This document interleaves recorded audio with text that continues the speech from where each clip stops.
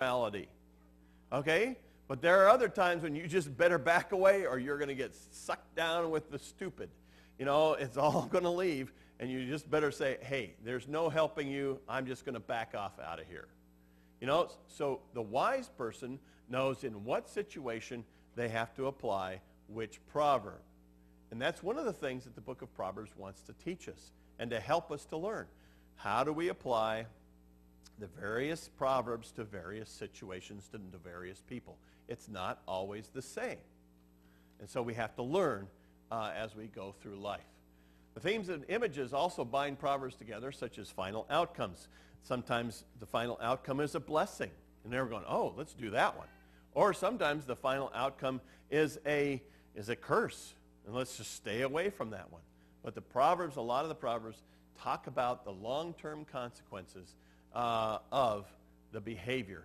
And we see a lot of that intertwined in the second half of this this chapter 10, so that we can understand that those things are going on together. Readers often we need to look for the relationship between sections and between verses and how they are joined together.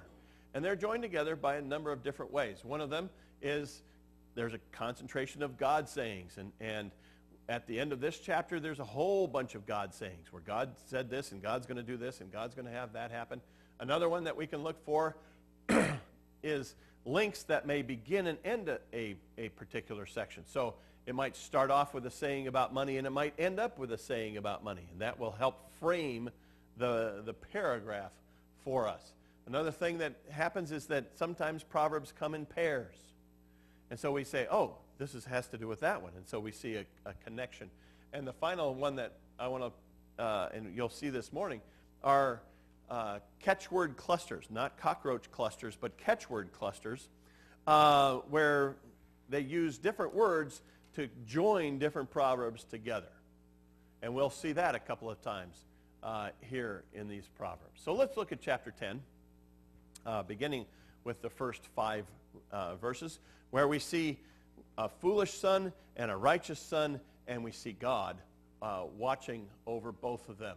The prologue is framed with contrasts between the wise and dishonorable sons. You see that we have that frame. Okay, so we know where the beginning is and where the end is, and this is what this particular paragraph is going to be about, even though the proverbs may not fit all together.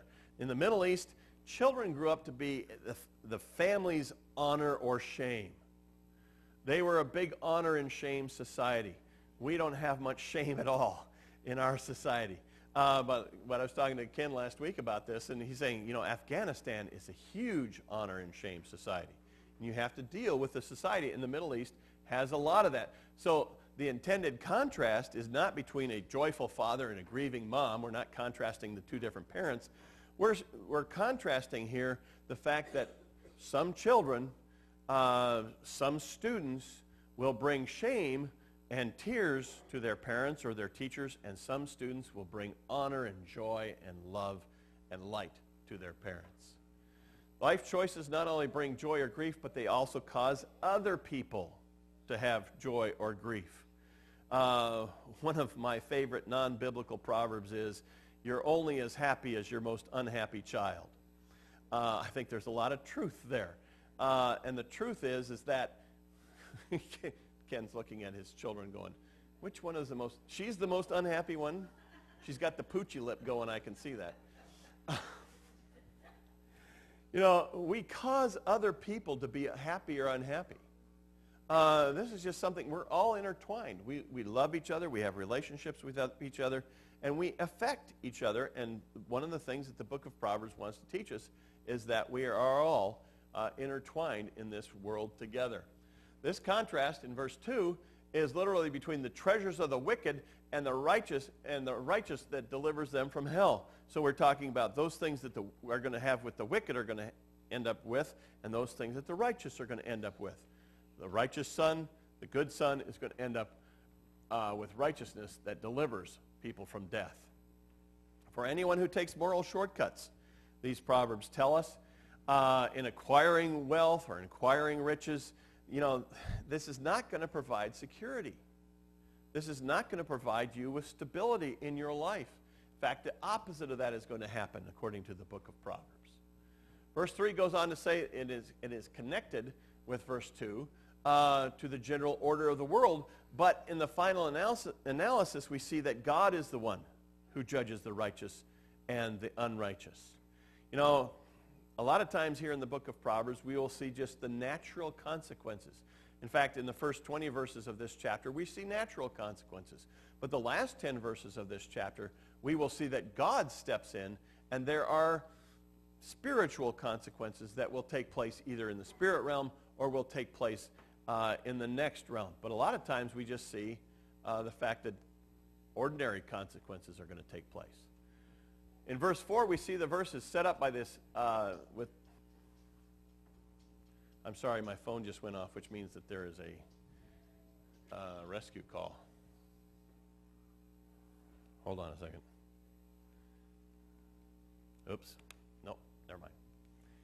No, it was a rescue call. It's just hopefully I don't have to go. If it goes off again, I might have to leave. But we see that whether or not we're talking about, the section starts off with talking about poverty and wealth at the beginning and at the end, and in the meantime, it mentions being lazy and slovenly.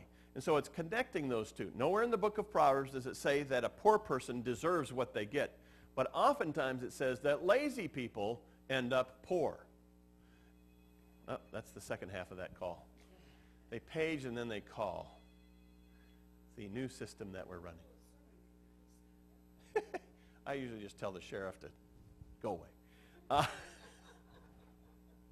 He'll come after me here in a minute. Verse 5 goes on to talk about to contrast industry and idleness. That's a woodcut of some Shakespearean sonnet where he talks about honesty and laziness. But there is a twist in verse 5. It says, the one who gathers is wise, but the one who sleeps is not called a fool, but instead is called a shameful son, a shameful student. You know, we would have expected to be called a fool because that contrasts the wise most often. But in here, it's talking about kids, and so it gives us a little twist so that we'll pay attention. The picture in the book of Ruth is that everyone has to be involved in the harvest. Everybody goes out to the field. Everybody has to do it. But then there's just this one person who's sleeping over at the side. Well, the whole village, the whole family, the whole clan is out there harvesting. We've got one person who doesn't know anything. He's sleeping at home on the sofa. You can't really see that guy. It shows not only that the person is lazy, but it's not thinking about his family. He's not thinking about the community and the fact that we are intertwined together. So these proverbs have to do with laziness and helping out. God's oversight of human affairs makes sure that a life is balanced between active acquiring and passive receiving. That's where we need to be. We don't want to mess with other people's stuff. We want to know that we have our possessions and we're taking care of them. There is to be no grasping in wickedness and no slacking in laziness. Both have a common root in irresponsibility. And irresponsibility is defined by the book of Proverbs is not taking care of your own stuff and worrying about other people's possessions and other people's relationships. We need to be worried about our own in the book of Proverbs. So that was the introduction, and then we move on to this blessing and the life that we have in the community. In this section, we see proverbs of listening and receiving intertwined with matters on wealth and honor and reward. So we see all of those mixed together here. The section starts off with the word blessing, but it's not stated what the blessing is all about. It just says you're going to receive blessings. Well, in the rest of the chapter, we can see that we receive blessings from family and from the community. And later on in the chapter, in verse 22, we have blessings that come from God. So we have all of these blessings that are taking place, but here it's sort of ambiguous as to what happens.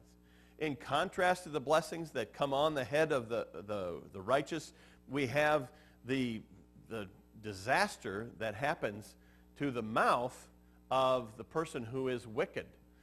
Honor and wealth